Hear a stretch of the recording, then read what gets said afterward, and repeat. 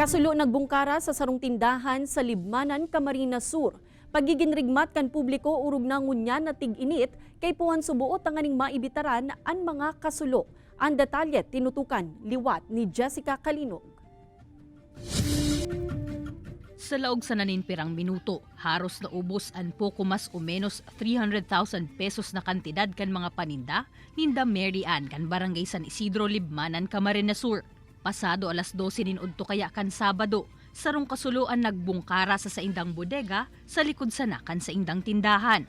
Ang mga bote nin soft drinks nagkaparasa.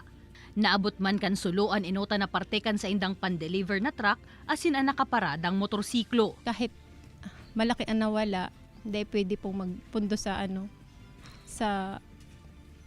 dapat lagi sabi ko nga agum ko kami subanggi na pero may kitang positive, dapat miski makulog sa tuya, dapat mapuon kita sa puon para po sa mga aki ko, sabi mi nag-ireskwela po si mga aki mi. Electrical ansaro sa pigihiling kan Libmanan Fire Station na pigikanan kan kasulo.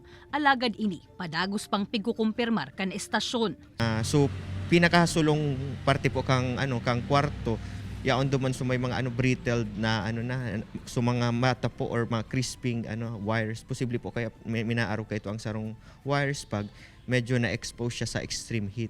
Pagtaong duon man kan Bureau of Fire Protection, sa tahaw kan panahon ning tig-init, tanganing maibitaran na mag-overheat o magkaigwanin short circuit an appliances, haliun ini sa pagkakasaksak, kundi iman pigagamit.